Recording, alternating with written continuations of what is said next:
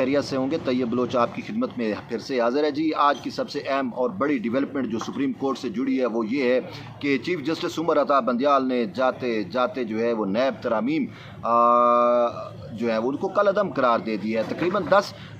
شکوں میں سے 9 شکیں کل عدم قرار دے دی گئی ہیں، اور واضح طور کے اوپر جو ہے وہ یہ کہا ہے کہ ان ترامیم سے جن کے کیسز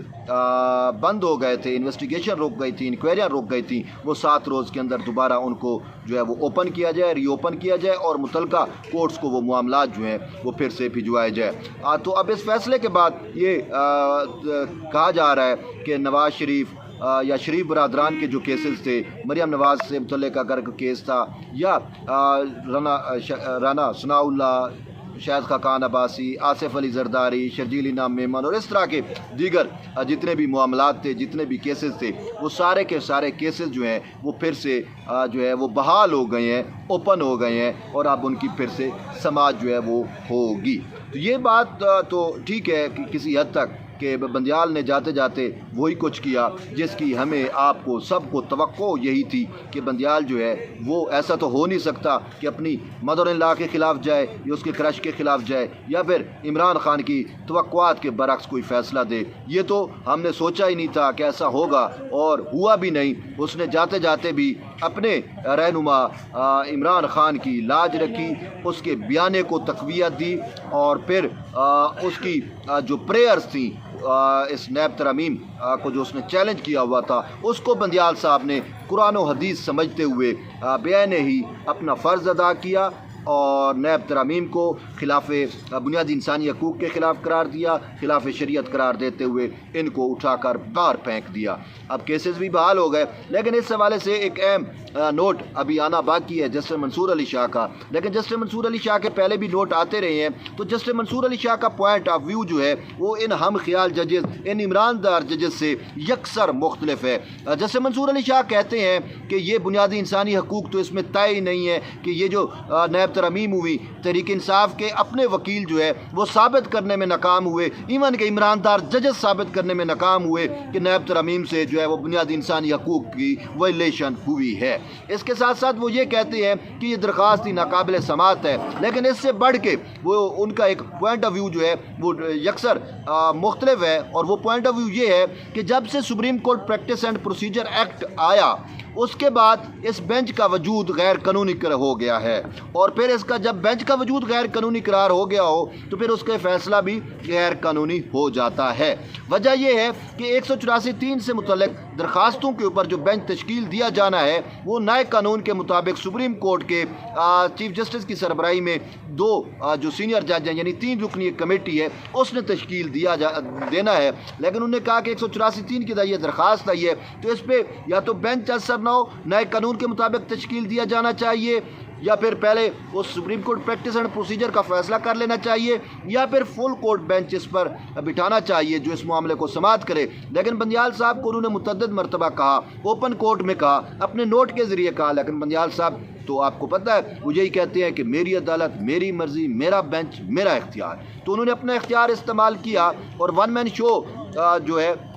اس کے تحت انہوں نے منصور علی شاہ کی نہیں سنی، درخواست گزاروں کی نہیں سنی، عوام کی نہیں سنی، نہ آپ کی سنی، نہ میری سنی۔ انہوں نے سنی تو عمران خان کی سنی، انہوں نے سنی تو اپنی ساسو ماں کی سنی، اور کوئی ان کے کانوں تک کسی کی آواز اس تک شاید ٹکراتی ہی نہیں ہے، اس پہ اثر ہی نہیں ہوتی۔ تو اسی وجہ سے ان کا جو مائنڈ تھا وہ تو اپنا مائنڈ دے گئے ہیں۔ اور جیسے میں کہہ رہا تھا کہ ویسے بھی اگر آپ اوورآل اس کا پورا ٹینیور اٹھا کے دیکھیں تو اس ٹینیور میں فیصلے تو اس نے متعدد کیے ہیں، انصاف ناپید ہے، انصاف انکا ہے۔ ایک بھی مطلب ہے کوئی بھی ایک ایسا فیصلہ اٹھا لیں جس میں آپ مجھے چیلنج کر کے دے دیں کہ بندیال نے جاتے جاتے یہ فیصلہ وہ انصاف کیا ہے، انصاف نہیں کیا، فیصلے ضرور کیے ہیں، اور وہ سارے کے سارے فیصلے ٹلٹڈ فیصلے ہیں۔ جیسے میں کہہ رہا ہوں کہ تحریک انصاف کے چیئرمین عمران خان جو بھی اپنی درخواست کے اندر پریئرز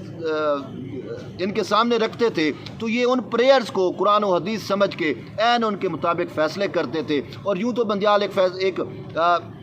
केस के अंदर रिमार्क्स भी दे चुके हैं। जब ये पंजाब रन ऑफ इलेक्शन का मामला था तो उसमें उन्होंने कहा था कि हम ये केस ऐन इबादत समझ के सुन रहे हैं। तो यूँ अल-मुख्तसर ये है कि बंदियाल जो है वो इमरान खान का केस सुनना, इमरान खान के लिए सहूलत कारी करना ऐन इबादत समझता था। तो अब आप मेरी बात समझ गए होंगे कि कुरान और हदीस वाली बात मैंने एवं हवा में नहीं की। बंदियाल के लिए उसकी प्रेयर्स ऐसी अहमियत रखती हैं जैसे आप और मेरे लिए शायद कुरान और हदीस अहमियत रखते हों। तभी तो उसने अपनी रिवायात को, सुप्रीम कोर्ट की रिवायात को, अपने आइन को, अब कानून को और अपने जजेस के ज़ाब्ते अखलाक को, सब कुछ को कुर्बान किया महज एक शख्स, एक पॉलिटिकल पार्टी की सहूलत कारी के लिए। और जाते जाते फिर से वो कालक जिसका मैं जिक्र करता हूँ, उन्होंने फिर से वो कालक जो है सुप्रीम कोर्ट पे मल दी है। अब वो तो चले गए हैं और ये फ़ैसला देने के बाद वो फिलफोर लाहौर रवाना हो गए और शायद अपनी सासू माँ के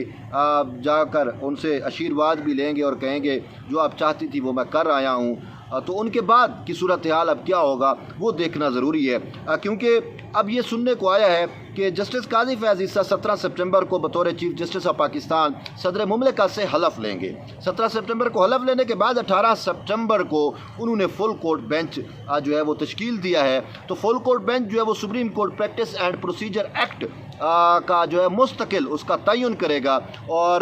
क्योंकि वो ज़रूरी है, क्योंकि supreme court practice and procedure act जो है वो बाउंड करता है, वो पाबंद करता है कि 184(3) के तहत जो भी मुकदमात हैं उनके लिए बेंच की तश्कील के मामले को वो अहाता करता है। तो उसके लिए 3 रुकनी कमेटी नई बेंच बनाना है। तो यूँ अगर हम मुख्तसर इस बात पे गौर करें कि 184(3) के तहत इमरान खान की भी दरख्वास्त आई और ये नैब का केस भी 184(3) के अंडर जो है वो सुना गया। तो अब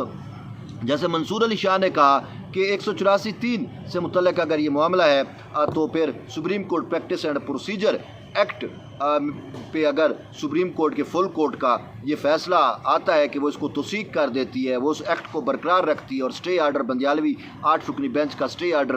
कलअदम करार देती है या उसको ख़त्म कर देती है, तो फिर ऑटोमेटिकली ये नैब तरमीम का केस का जो फ़ैसला है ये भी ख़त्म हो जाएगा, उसका बेंच भी ख़त्म हो जाएगा, तो उसका फ़ैसले का भी वजूद जो है वो ख़त्म हो जाएगा। तो इसी वजह से जो दोस्त खुशियाँ मना रहे हैं कि नैब तरमीम